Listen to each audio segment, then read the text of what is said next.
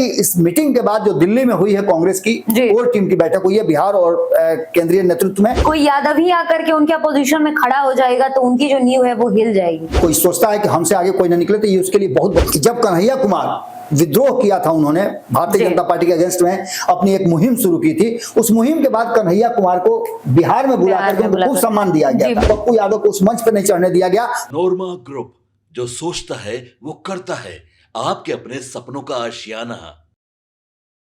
नमस्कार, स्वागत है आपका भारत लाइव के इस खास कार्यक्रम में जिसका नाम है इनसाइट्स 2। तो आज हम चर्चा करेंगे एक खास विषय पर। चर्चा होगी बिहार में कांग्रेस का रूप क्या होगा, कांग्रेस इस बार बिहार विधानसभा चुनाव में आखिर किस तरह से प्रदर्शन करेगी, इस पर चर्चा होगी। साथ ही ये कहा जा रहा है कि कांग्रेस के अंदर इंटरनल मीटिंग हो रही है और राहुल गांधी ने पूरी जिम्मेदारी ले ली है अब कांग्रेस की बिहार में एक अच्छा रिजल्ट लाने की।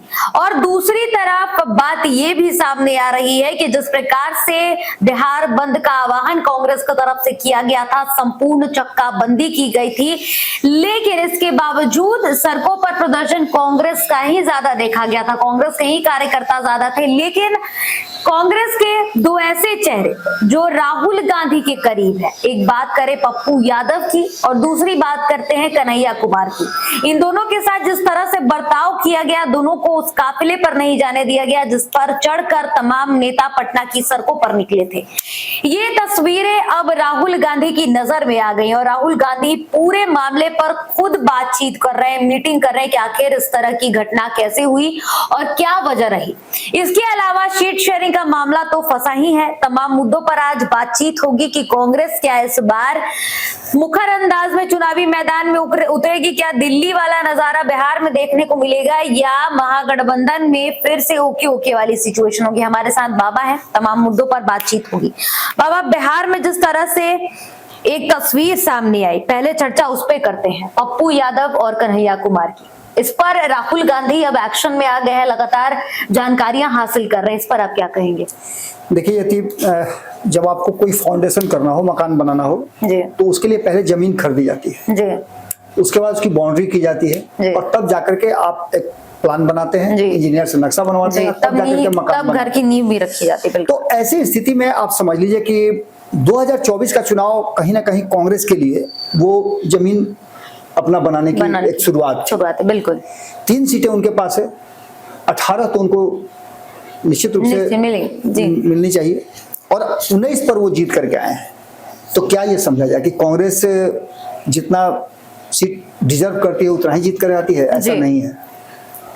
2015 की अगर बात करें तो 2015 में कांग्रेस ने 2014 के चुनाव बुरी तरह से हारने के बाद 15 में बाउंस बैक किया था जी, और 41 सीटों में से वो 27 जीत करके आई थी, जो 50% से एबव था। बिल्कुल 2020 की बात करते हैं हम। 2020 में कांग्रेस को 70 सीटें मिली। ये 70 सीटें कब मिली थी, किस परिस्थिति में मिली थी, ये बहुत ही ज्यादा विचारणीय विषय है, इस पर हम चर्चा नहीं करने आए हैं। हम चर्चा इस बात पर करने आए हैं कि कृष्णा अल्लाह बरू जब दिल्ली से पटना आए जी, और पटना आने से पहले दिल्ली में क्या हुआ जी, वो उनके चेहरे से साफ झलक रहा था जी। उनका कॉन्फिडेंस बता रहा था कि वो पूरा का पूरा जो फाइल है उसको घोल के पी करके आए हैं जी। राहुल गांधी के साथ क्या बैठक हुई, किस तरह की मीटिंग हुई, किन किन लोगों के साथ बैठक हुई, ये हम लगातार बता रहे हैं जी। आपको भी लग रहा होगा और हमारे दर्शकों को भी लग रहा होगा, बिहार के लोगों को लग रहा होगा कि ये कहानी अचानक से मोड़ कैसे ले रही है जी। तो निश्चित रूप से इस कहानी में कई पात्र बढ़ गए हैं और कई नई बातें सामने आ रही है। बिल्कुल आप पप्पू यादव की बात कर रही थी। पप्पू यादव मंच पे चढ़ना चाहते थे, यानी उस ट्रक पे चढ़ना चाहते थे जिस ट्रक पे राहुल गांधी थे, बिल्कुल तेजस्वी यादव थे और अन्य घटक दल के नेता थे जो महागठबंधन के साथ इस बार चुनाव लड़ने की तैयारी कर रहे हैं। बिल्कुल उनमें से बड़े नेताओं में से शुमार थे। संजय यादव कितने बड़े नेता हैं किसी ये तो तरह तेजस्वी यादव ही जानते होंगे खाली। बिल्कुल। बाकी बिहार का कोई नहीं जानता कि संजय यादव कितने बड़े नेता हैं। लेकिन उनको मंच पर बजाते प्रोटोकॉल के तहत चढ़ाया जाता हो, और जो मंच पर चढ़ने के लायक है, जिसने बिहार को कुछ दिया हो, चाहे बाढ़ हो, सुखाड़ हो, गरीबी हो, मार हो, पीट हो, घर हो, द्वार हो, परिवार हो, सब में जाकर के खड़ा होने वाले पप्पू यादव को उस मंच पर नहीं चढ़ने दिया गया। और वही पप्पू यादव हैं जिनको 2024 के चुनाव में दिल्ली से कंफर्मेशन लेकर के आए थे। सिर्फ उनसे गलती इतना ही हो गई और कांग्रेस से गलती हो गई कि उसने कह दिया कि जाइए जरा सा राहुल गांधी से पूछ तो लिया आपने, आप जाइए अब पटना में और लालू प्रसाद से और तेजस्वी से मिल लीजिए। बिल्कुल, उन्होंने जीवन की सबसे बड़ी गलती की। और मैंने उसी दिन बता दिया था, अगर आप भारत लाइव के दर्शक हैं तो आप जानते भी होंगे, और नहीं तो पीछे जाके देख सकते हैं कि मैंने जिस दिन मुलाकात हुई है लालू प्रसाद और तेजस्वी यादव से, मैंने उसी दिन बता दिया था।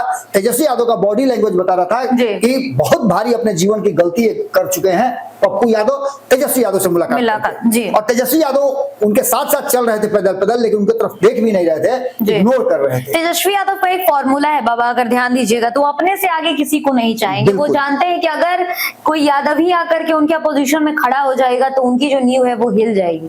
यदि निश्चित रूप से इस तरह का अगर किसी में है, कोई सोचता है कि हमसे आगे कोई ना निकले, तो ये उसके लिए बहुत बड़ी बात है। जी, आप बिहार चलाने की बात करते हैं और अगर आपके अंदर इस तरह की चीजें हैं तो फिर आप कैसे आगे बढ़िएगा? सिंपल सी एक बात है ये आप इन चीजों को दो तरह से देख सकते हैं। पहला तो ये आपने जो कहा कि ये अच्छी बात नहीं है कि आप सार्वजनिक जीवन में हैं तो आप लोगों को अपने साथ लेकर चलिए। बिल्कुल, सेकंड लाइन का लीडरशिप पैदा कीजिए। लेकिन आधुनिक राजनीति में ये होता है कि अपने से सामने और अपने समकक्ष लोगों को लोग काट करके हटा देते हैं। नीतीश कुमार ने भी यही बात किया है और लालू प्रसाद ने भी अपने जीवन में लगभग यही किया है। वैसे लोगों को तरजीह दी है जो एकदम जमीन से उठ करके आए हैं और उनको आगे बढ़ाया है, जो उनके एहसानमंद हैं। निश्चित रूप से तेजस्वी यादव भी उसी स्थिति में चल रहे हैं। और आप दो लोगों की नाम लिया आपने, एक तो पप्पू यादव की बात मैं कर रहा था, पप्पू यादव, दूसरे कन्हैया कुमार को भी आपको याद होगा कि जब कन्हैया कुमार विद्रोह किया था, उन्होंने भारतीय जनता पार्टी के अगेंस्ट में अपनी एक मुहिम शुरू की थी। उस मुहिम के बाद कन्हैया कुमार को बिहार में बुलाकर के उनको खूब सम्मान दिया गया था। लेकिन 2019 का चुनाव जब लड़ने आए तो उनके विरुद्ध में अपने उम्मीदवार खड़ा करके उनको हराने का काम किया है तेजस्वी यादव ने, जबकि लालू प्रसाद वहां नहीं थे और अपने उम्मीदवार उतार करके कहीं ना कहीं गिरिराज सिंह वहां से चुनाव जीत करके आए। अगर मुस्लिम कैंडिडेट नहीं खड़ा किए होते तो वहां हो सकता था कि कन्हैया कुमार चुनाव जीत जाते। बिल्कुल। तो इन सारी परिस्थितियों को लेकर के एक बात तो तय, आपने जो कहा वो बात मैं मानने के लिए तैयार हूं कि कहीं ना कहीं तेजस्वी यादव में एक गुण या अवगुण जो भी कह लीजिए आप, राजनीतिक रूप से तो इसको अच्छा ही कहा जाएगा कि वो अपने सामने किसी को नहीं समझते, लेकिन दूसरी तरफ उनको अपने साथ साथ वो पिलर भी मजबूत करना होगा कि उनको बचा करके रखे। बिल्कुल। अब ऐसी स्थिति में ये सारी बातें तो हो गई। कृष्णा अल्लावरू जैसे ही पटना पहुंचे, खबर भी आप लोगों ने शायद किया है, कृष्णा अल्लावरू पहुंचे तो उन्होंने कई बातों पर पत्रकारों के सवालों का जवाब दिया। लेकिन अभी आधा ही बात है, वो आधी बात राजेश राम जब आएंगे तब जब मीडिया के सामने आएंगे तब पूरी होगी, और पप्पू यादव कन्हैया कुमार जब सामने आएंगे तब पूरी होगी। क्योंकि जो मीटिंग दिल्ली में हुई है उस मीटिंग में बहुत सारी बातों पे गौर किया गया, बहुत सारी बातों पे गंभीरता से विचार की गई है। इस मीटिंग में 4 लोग, पहले तो 8-9 लोगों की एक टीम बैठी, बिहार से गई थी, जिसमें से प्रदेश अध्यक्ष थे, इसके बाद कृष्णा अल्लावरू थे, इसके बाद मदन मोहन झा थे, शकील अहमद थे। वैसे लोगों को इस मीटिंग से दूर रखा गया था जो प्रो लालू कहे जाते हैं, यानी लालू प्रसाद के तरफ जिनका सॉफ्ट कॉर्नर है, वैसे लोगों को रोक के रखा गया था। मैंने आज ही एक खबर किया है, जिस खबर में मैंने बताया था कि तेजस्वी यादव नया सर्वे के बाद जिस तरह से अपना एंगल चेंज किए हैं, तो कहीं ना कहीं कांग्रेस को डर होने लगा है तो उसकी सीटें जो है वो छीनी जा सकती हैं। जीती हुई सीटों का मैंने बताया था कि 6-7 ऐसी सीटें हैं जिन सीटों पे इस बार राष्ट्रीय जनता दल की नजर है और वो चाहती है कि वो सीट वो अपने ले ले, क्योंकि उसके लिए वो सीट जितना आसान होगा। तेजस्वी यादव को ये पता है कि इस बार चिराग पासवान और उपेंद्र कुशवाहा अलग नहीं है, नीतीश कुमार के साथ हैं। तो ऐसी स्थिति में वो 35-40 सीटें जो उनको गिफ्ट में मिली थी वो सीटें कहां से आएंगी? तो कहीं ना कहीं अपने साथियों के जीते हुए सीटों को उलट पलट करेंगे तभी होगी, और उसमें कांग्रेस उनको सॉफ्ट कॉर्नर नजर आती है। अब देखिए होंगे कि शिकार भी करने जब जाता है कोई भी जानवर तो अपने से कमजोर को मारता है, तो निश्चित रूप से कमजोर। लेकिन कांग्रेस ने अपने आप को कमजोर नहीं बल्कि मजबूत बनाने की तैयारी शुरू कर दी है, और इसके तहत एक मीटिंग हुई है जिस मीटिंग में ये बात साफ कर दिया गया है कि वो अपने आइडियोलॉजी, अपने सोच और इस बार किसी भी तरह का कोई भी समझौता नहीं करना, बिलो द बेल्ट नहीं करेंगे। इन सारी बातों के बाद पहली मीटिंग ये हुई, दूसरी मीटिंग हुई जो आपको मैंने शुरू से बताया कि इस मीटिंग को आपने भी अभी बताया कि ये पूरा कार्यक्रम जो बिहार बंद का था उसको लीड कर रही थी कांग्रेस पूरे बिहार में नजर आई। और ये नजर आया कि कांग्रेस ने जो चुनाव आयोग का एक फरमान जारी हुआ है जिसमें मतदाताओं के पुनरीक्षण हो रहा है, उसको लेकर के उसको संदेह है, संशय है कि वोटरों की कमी की जाएगी और जो वोटर देहात में रहते हैं, गांव में रहते हैं, ग्रामीण क्षेत्रों में रहते हैं, जिन वोटरों का सीधा सीधा संबंध जो है वो विपक्ष से है, कांग्रेस से है, राजद से है, महागठबंधन से है, वैसे वोटरों को उनसे काट करके अलग किया जाएगा। और इस डर के कारण, और ये इस तरह इसका कई प्रमाण भी दिया है, कृष्णा अल्लावरो ने सबसे पहली बात यही कहा है कि मैं चैलेंज करता हूं कि आप जितने वोटर सेलेक्ट करेंगे, जितने वोटर को वैध बताएंगे, उन लोगों का खाली आप ऊर्जा दिखा दीजिए। तो निश्चित रूप से उन्होंने एक बड़ी बात कही है, लेकिन इन सभी बातों के साथ साथ उन्होंने ये भी कहा है कि चुनाव को चोरी करने के लिए ये चुनाव आयोग जो है उसका नाम उन्होंने नामकरण किया है कि चुनाव आयोग नहीं, भाजपा आयोग है। भाजपा आयोग है, बिल्कुल, क्योंकि भाजपा के दिशा निर्देश पर ये काम कर रहा है, ऐसा प्रतीत होता है। जी, उनका साफ तौर पर ये भी कहना था कि अब चुनाव आयोग जनता के लिए तो है ही नहीं, अब बीजेपी दिल्ली से बैठ करके बिहार चला रही है। निश्चित रूप से, तो एक तो ये हो गया। दूसरी सबसे महत्वपूर्ण बात है कि इस मीटिंग के बाद जो दिल्ली में हुई है कांग्रेस की कोर टीम की बैठक हुई है बिहार और केंद्रीय नेतृत्व में, जिसमें मल्लिकार्जुन खड़गे थे, राहुल गांधी थे और भी कई शीर्ष नेतृत्व के लोग थे, बिहार प्रभारी थे, सभी लोगों को लेकर के बैठक हुई। उस बैठक के बाद जो दूसरी बैठक हुई, गुप्त बैठक हुई, उसमें 5 लोग ही शामिल थे, इनफैक्ट 6 लोगों की बात मैं कर रहा हूं। राहुल गांधी थे, मल्लिकार्जुन खड़गे थे, उसमें पप्पू यादव थे, कन्हैया कुमार थे, राजेश राम थे और कृष्णा अल्लावरो। इन 6 लोगों के बीच एक गुप्त बैठक हुई है। इस गुप्त बैठक के बाद ये हुआ है कि किसी भी कीमत में एक भी स्टेप हम पीछे नहीं लेंगे, बिल्कुल। अगर जरूरत पड़ी तो हम महागठबंधन से अपने आप को अलग भी कर सकते हैं और अलग करने का विकल्प भी हमारे पास मौजूद है। जी, मतलब दिल्ली का नजारा यहाँ देखने को मिल सकता है। जिस तरह से आरजेडी है, आप पार्टी भी यही हाल की थी, नहीं मानी तो कांग्रेस ने अकेले ही लड़ने का सोचा। तो अब अगर तेजस्वी यादव नहीं मानते, अगर वो ईगो है उनके अंदर, अगर वो उसमें एडजस्ट नहीं करेंगे तो कहीं ना कहीं कांग्रेस तो एक्शन लेगी। निश्चित रूप से। मैं जिस दिन दिल्ली का चुनाव खत्म हुआ और कांग्रेस ने अपना रुख स्पष्ट किया, उसके बाद आपको याद होगा कि अभी अभी उद्धव ठाकरे का एक बयान आया है और भी इंडिया गठबंधन के जो घटक दल हुआ करते थे 2024 के चुनाव में, उन लोगों ने कहा है कि इंडिया गठबंधन की बैठक 2024 के चुनाव के बाद से नहीं हुई है। एक बार हमें बैठना चाहिए, बैठ करके चीजों को आइडेंटिफाई करके एक नए तरीके से हम लोग को फिर से साथ जुड़ना चाहिए। लेकिन आपको बता दें कि राष्ट्रीय जनता दल को ऐसा लगता है कि बिहार में वो डोमिनेट करती है, तो कांग्रेस को अगर इंडिया गठबंधन का कहीं बैठक हुआ तो कहीं ऐसा ना हो कि कांग्रेस को विशेष अधिकार दे दिया। कांग्रेस के पास जब राहुल गांधी की बातचीत हो रही थी पप्पू यादव और कन्हैया कुमार को, तो कन्हैया कुमार और पप्पू यादव को लेकर के उन्होंने कहा कि एक गलती तो हो ही गई है, लेकिन इस गलती के बाद इसको सुधारा भी जाएगा। पप्पू यादव ने स्पष्ट तरीके से कहा कि मुझे जो भी जिम्मेवारी दी जाएगी कांग्रेस की तरफ से, मैं उसको सहर्ष निभाने के लिए तैयार हूं। हाँ, एक बात उन्होंने जरूर कही कि एक भी इंच पीछे हटने की जरूरत नहीं है। और दूसरा उन्होंने कहा कि आपने बिल्कुल स्टैंड सही लिया है कि मुख्यमंत्री का चेहरा कांग्रेस को अपना डेवलप करना होगा, एक ऐसा चेहरा लेकर के आना होगा जो हमारे मुख्यमंत्री का कैंडिडेट हो, क्योंकि आने वाले समय में ऐसा हो सकता है कि हमारा मुख्यमंत्री का चेहरा हो जिसे हम उप मुख्यमंत्री नहीं अगर बना पाए तो उप मुख्यमंत्री जरूर बनाएंगे और इस पर हमारा दबाव जो है मजबूती के साथ रहेगा। इसके अलावा आपको बता दें कि आने वाले समय में आपको देखने को मिल सकता है कि अगर जरा सा भी तेजस्वी यादव ने डोमिनेट करने की कोशिश की तो कांग्रेस अपने लिए अलग रास्ता निकाल सकती है। यानी तेजस्वी यादव के रवैये से जो नाराजगी है वो खुल करके दिल्ली में सामने आया है और दिल्ली की बैठक में ये साफ साफ नजर आया है कि जरा सा भी इधर उधर बात हुई तो सीधे तौर पे ये कहा जा सकता है कि कांग्रेस जो है अपने लिए अलग रास्ता अख्तियार कर सकती है और उसका नतीजा क्या होगा तो आप अच्छी तरह से समझ रही हैं। इस पर भी बात जरूर करना चाहेंगे कि अगर मान लीजिए कांग्रेस अकेला चलती है तो आरजेडी को तो खासा नुकसान होने वाला है। कहीं का आरजेडी रहेगा नहीं, ये तो कहना गलत नहीं है, क्योंकि अकेले आप सत्ता नहीं ला सकते हैं। आपकी बात में से निकल करके 2 बातें आ रही हैं। एक तो राष्ट्रीय जनता दल को कितना डैमेज करेंगे, ये तो निश्चित रूप से है कि अगर कांग्रेस वहां से हट जाती है तो 6-7%, 8% जो उसका वोट है वो तो बाहर निकलेगा ही निकलेगा। बिल्कुल।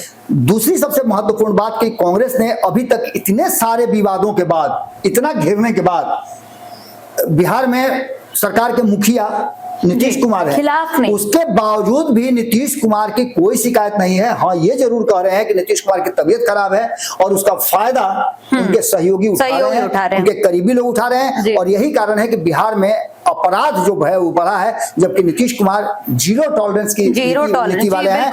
ऐसी स्थिति में सीधे तौर पे कृष्णा अल्लावरू के साथ साथ राजेश राम ने भी ये बात स्पष्ट कर दिया है। 2 दिन पहले भी मैं उनका बयान सुन रहा था, जिस बयान में उन्होंने साफ कहा है कि बिहार में जो कुछ भी हो रहा है वो नीतीश कुमार नहीं बल्कि भाजपा करवा रही है, और भाजपा चाहती है कि नीतीश कुमार बदनाम हो। जितना नीतीश कुमार बदनाम होंगे उतना भारतीय जनता पार्टी अपना ग्राफ बढ़ाएगी।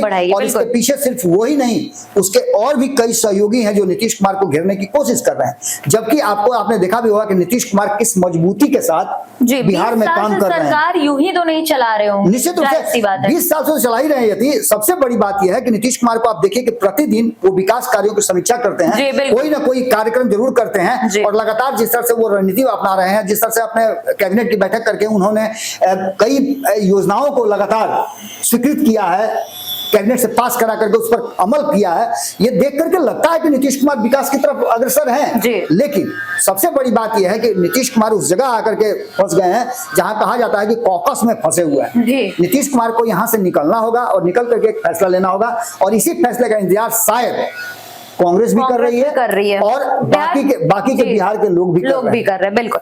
तो चलिए, ये तो साफ है कि जिस तरह से तेजस्वी यादव का रवैया है, जिस तरह से तेजस्वी यादव एक ईगोस्टिक नेचर लेकर के चल रहे हैं, उनके अंदर कहीं ना कहीं उनके चेहरे पे भी दिख जाता है कि वो अपने से ज्यादा किसी को समझते नहीं है। तो अभी ये सबसे ज्यादा नाजुक समय, क्योंकि कांग्रेस इंटरनल मीटिंग कर रही है, कांग्रेस बिहार स्तर पर भी मीटिंग कर रही है, ना ही सीट शेयरिंग का मामला सुलझा है, और इधर कांग्रेस के 2 बड़े चेहरे जो बिहार को रिप्रेजेंट कर सकते हैं उनके साथ गलत व्यवहार होता है। इस पर राहुल गांधी ने भी एक्शन ले लिया है, और साफ तौर पर अब कांग्रेस ने माइंड सेट कर लिया है कि वो पीछे मुड़ करके नहीं देखेगी। तो या तो अब 2 ही रास्ते हैं तेजस्वी यादव के पास। आज के डिस्कशन से यही सामने आया है कि वो एडजस्टमेंट करने के लिए तैयार हो जाए। जिस तरह से वो अपनी एक नेचर को बना चुके हैं, इनसिक्योरिटी वाला नेचर हो गया उनका, उसको वो छोड़े, क्योंकि आप अकेले एक पार्टी को नहीं चला सकते। अगर आप महागठबंधन की बात कर रहे हैं तो इसके अंदर कांग्रेस भी आती है, तो आप उसका भी सोचिए। और दूसरा ये है कि कांग्रेस अब क्या दिल्ली वाला चेहरा बिहार में दिखाएगी? क्या कांग्रेस जिस तरह से दिल्ली के चुनावी मैदान में उतर आई थी, क्या बिहार में भी तवज्जो ना मिलने की वजह से कांग्रेस वही स्टेप करेगी? ये देखना बेहद दिलचस्प होगा। फिलहाल इस कार्यक्रम में इतना ही। धन्यवाद। आपके सपनों को हमने सजाया है, ई होम्स पैनोरामा को हमने बनाया है। ई होम्स मेरा एक सपना था जिसपे मैं पिछले 4 साल से काम कर रहा था। हमने जो बनाया है वो सबने है माना। ई होम्स पैनोरामा में हो आपका भी आशियाना। और फाइनली हमने 2021 में इस प्रोजेक्ट को लॉन्च किया। बहुत लोग अप्रिशिएट कर रहे हैं कि पूर्णिया जैसे शहर में, बिहार के, एक तो बिहार की बात करें उसमें भी पूर्णिया जैसे छोटे जगह में इस तरह का लाइफस्टाइल देना, ये सुन के हम लोगों को बहुत अच्छा लगता है। ई होम्स में हमने कुछ और भी किया है, जैसे हम जिस जगह में रह रहे हैं हमारे फैमिली सिक्योर हो, उनको सिक्योरिटी का ध्यान में रखा है। आपकी सुविधा और सुरक्षा आपके लिए खास है, ये आपका विश्वास है। इसमें आर्टिफिशियल इंटेलिजेंस का 7 लेयर सिक्योरिटी का हमने इस्तेमाल किया है। लस ग्रीन कैंपस को बनाया है। यदि हमारा बाउंड्री वाल है तो वो वर्टिकल गार्डन है। ये जितनी भी फैसिलिटी होता है एक इंटरनेशनल टाउनशिप में ई होम्स है, ये हम लोग विश्वास नहीं कर पा रहे हैं। जो भी हमारे मित्र दोस्त या जो भी हमारे बाहर के बाहर आते हैं तो हम लोगों को बहुत अच्छा सुनने को मिलता है और बहुत अच्छा क्रेडिट मिल रहा है। वो सारा हमने सिर्फ एक बिल्डिंग नहीं बनाया, हमें एक बहुत अच्छा लाइफस्टाइल दिया ई होम्स में, और मेरा एक सपना था जिसको मैं आज फुलफिल होते हुए देख पा रहा हूँ। ये आपका आवास है। ई होम्स पैनोरामा में अब आपका निवास है। E homes Panorama, luxurious lifestyle redefined. Panorama group, जो सोचता है वो करता है। अगर ये वीडियो पसंद आई और वह बिहार के राजनीति और बिहारियत से सरोकार रखेनी तो सब्सक्राइब बटन दबा के चैनल के सब्सक्राइब कर ली। ओजे एगो घंटी बा, ओकरा बटन दबा देला से कुल सटीक और मारक खबर रुआ मुफ्त में मिल जाई। अगर रुआ पत्रकारिता के हमनी के नया प्रयोग में सहयोग कर चाहतानी तो ज्वाइन बटन दबा दी। पेटीएम नंबर नोट कर ली 9386816700।